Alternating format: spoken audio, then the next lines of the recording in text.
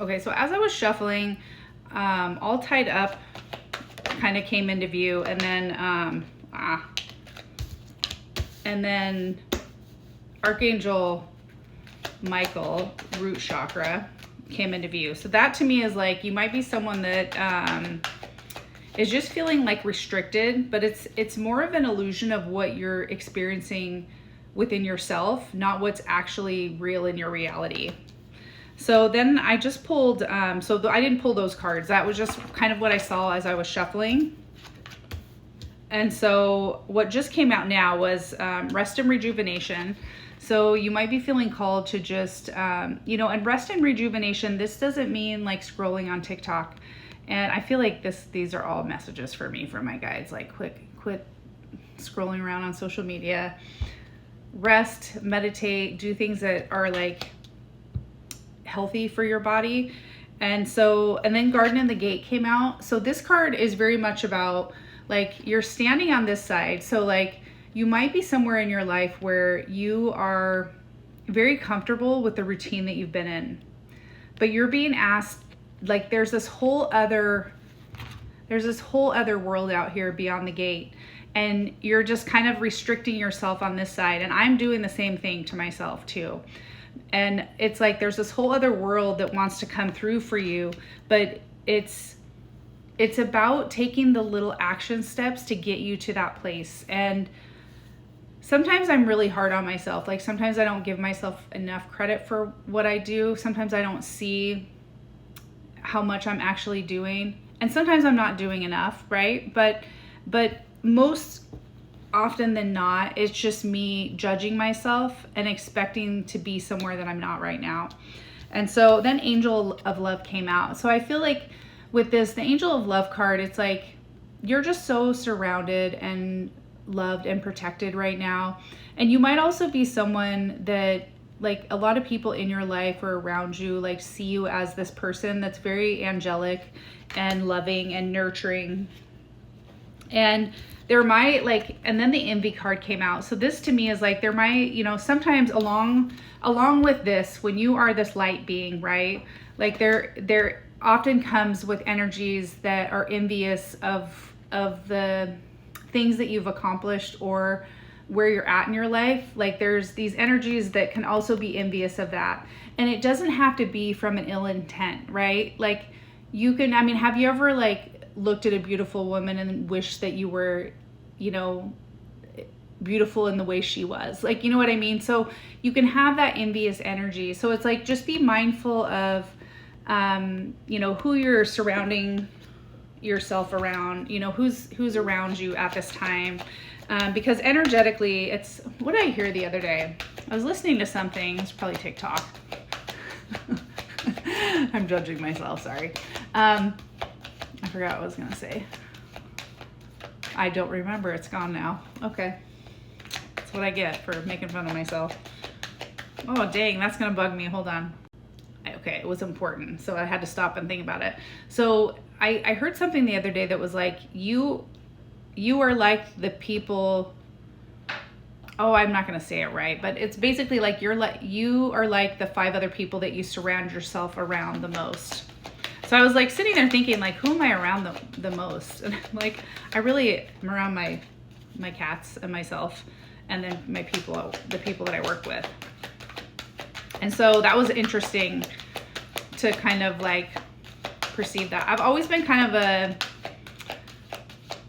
recluse, I guess. Like, I can be very outgoing when I need to be, but I can also be very introverted, and which is kind of a funny personality of a Gemini. Like, I'm a Gemini sun, Taurus moon, Scorpio rising.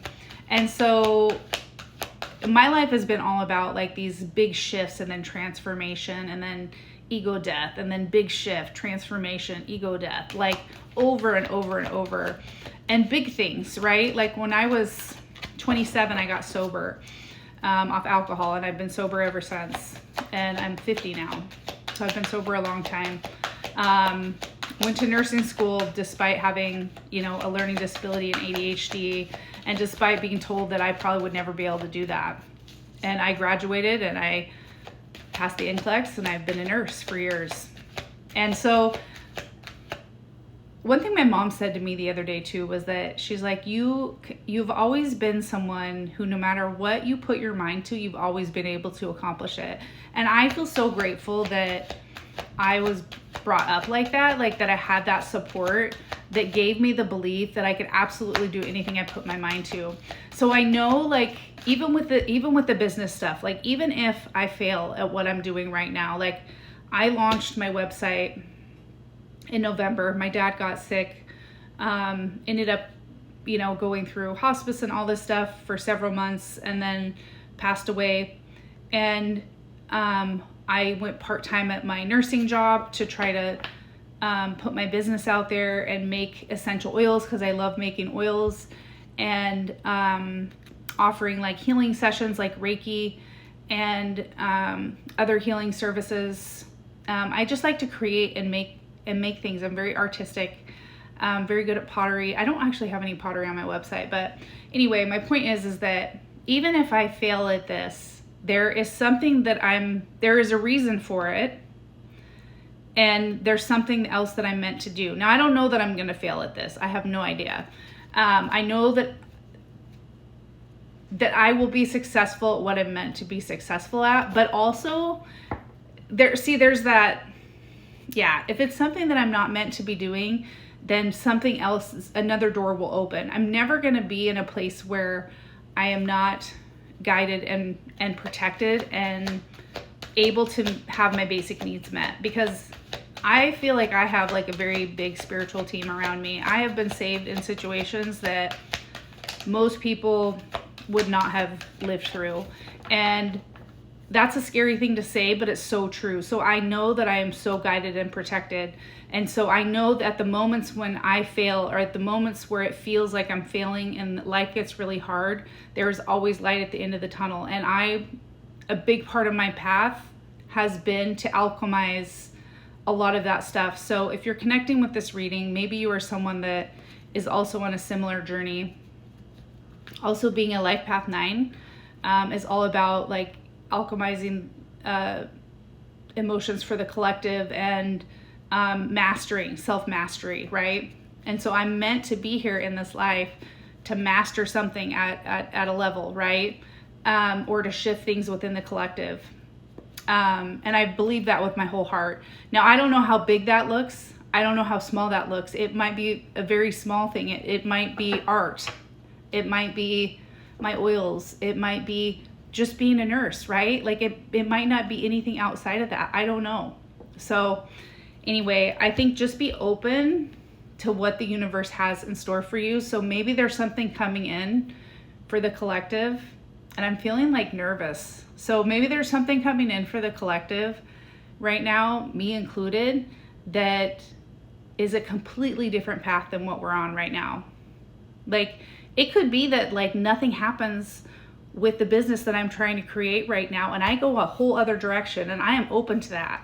Like, I love my oils, I love the stuff that I do, but I'm also so open to whatever my path is supposed to be. So that's a message for somebody. I'm sending you so much love, and hang in there.